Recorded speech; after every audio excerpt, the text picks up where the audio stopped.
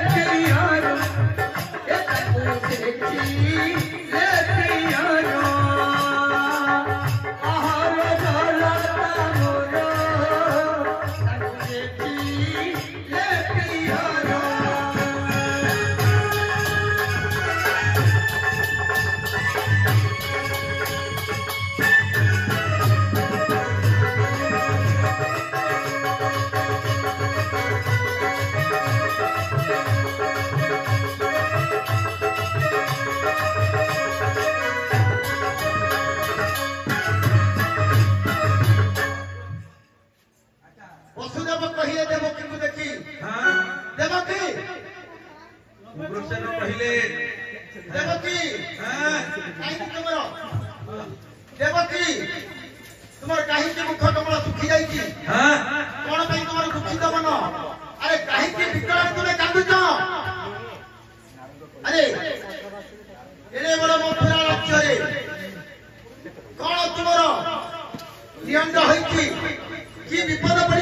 जाई करे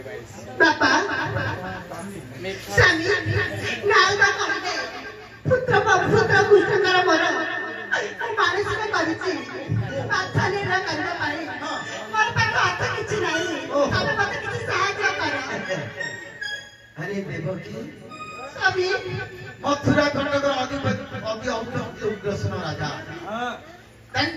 तुम्हें देवकी अरे यही मथुरा खंडके वसुदेव भी आनंद अच्छी यही कथा को तो चिंता कर नहीं चलतु बापा बसी उग्रसेन मत कहवा कही जाग आरंभ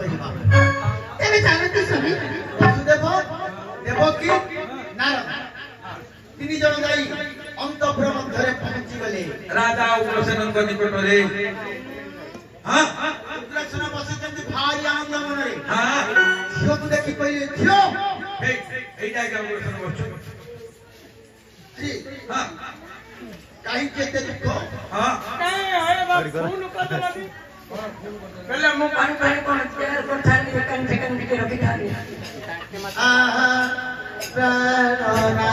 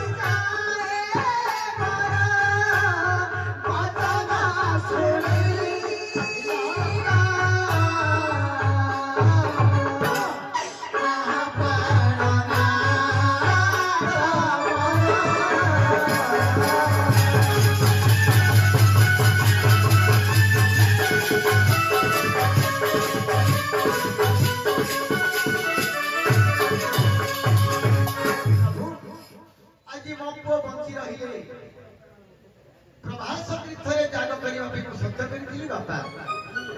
ଆଜି ଦେଖୁ ଦେଖୁ ସବୁ କଥା ମୁଁ ପାସରି ଗଲି।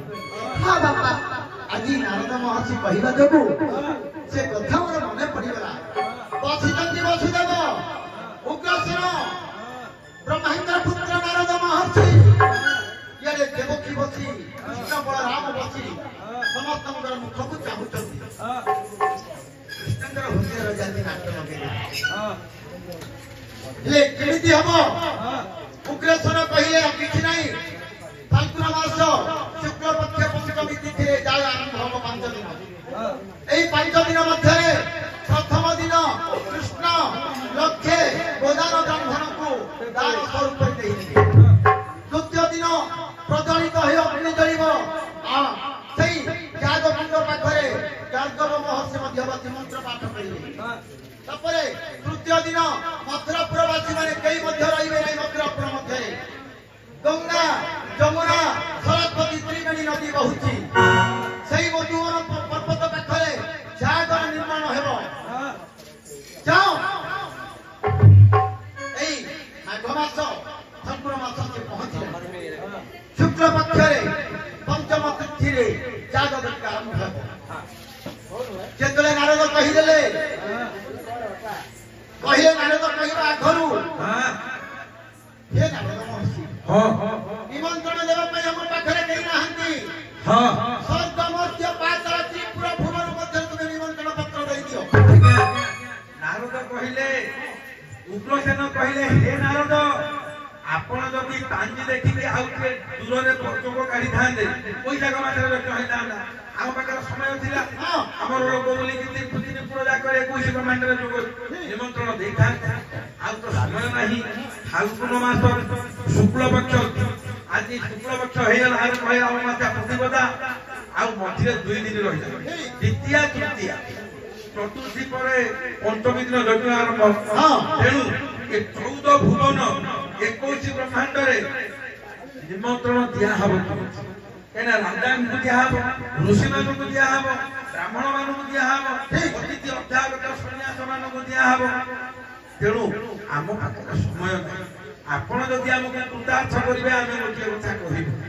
ନାରଦ କହିଲେ, ମୁଁ ତ ଯୋଗଟା ତିଆରି କରିଛି, ଯଦି ଉଗ୍ରସେନ ତାକୁ ନାହିଁ କରିଦେବି ଏ ଯଜ୍ଞ ଆଉ ହେଇପାରିବନି, କୌଣସି ପରିସ୍ଥିତିରେ ବି ହେଇପାରିବନି। ଆଉ କିଛି ସମୟ ରହିଲା। ନାରଦ କହିଲେ, କଣ କହିବେ କୁହନ୍ତୁ।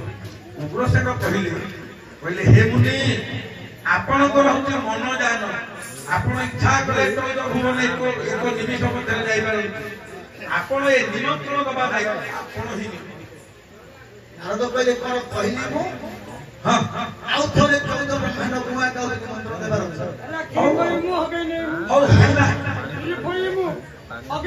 ହଉ, ଯଦି ଆପଣ କହୁଛନ୍ତି ସେ କଥା ଆମର ସ୍ୱୀକାର ହେଲା। ନାରଦ ନିମନ୍ତ୍ରଣ ଧରିଲେ, ଛଣାଟା ବାହାରେ। ତାପରେ ଯିବା ସମୟରେ ଦେବକୀ ଦେଖିଦେଲେ, ନାରଦଙ୍କ ପାଖରେ ପହଞ୍ଚିଗଲେ। ହେ ନାରଦ ମହର୍ଷି, ନାରଦଙ୍କୁ ପଛରୁ ଡାକିଲେ, କହିଲେ, ଶୁଣ ଶୁଣ, ପଳଉଛ କଣ? ଗୋଟେ କଥା ମୁଁ କହିବି। ତମେ ବାପାଙ୍କ କଥା ଶୁଣିଲ, ସ୍ୱାମୀଙ୍କ କଥା ଶୁଣିଲ, କିନ୍ତୁ ମୋ କଥାଟା ଶୁଣିଲ। ଦେବକୀଙ୍କ କଥା ଶୁଣିବି। ନାରଦ ପଛକୁ ଆସିଲେ, କହିଲେ, କୁହ। ନା, ସବୁ ପୁରରେ ତ ମୋ ନିମନ୍ତ୍ରଣ, କିନ୍ତୁ ଗୋଟିଏ କଥା ମନେ ରଖ, ଗୋପପୁରରେ ନିମନ୍ତ୍ରଣ ଦେବ। ନାରଦ ଟିକେ ଆଖି ବୁଝିଲେ। ପୁରୀରେ କଣ କହୁଛି, ଚତୁର୍ଦିଗରେ ନିମନ୍ତ୍ରଣ ଦେବ, ଗୋପପୁରକୁ ନିମନ୍ତ୍ରଣ ଦେବ ନାହିଁ। ଏ ପଣ୍ଡିତ ଜନ ଶୁଣ ଡାଇରିଣ ଶ୍ରୁତି,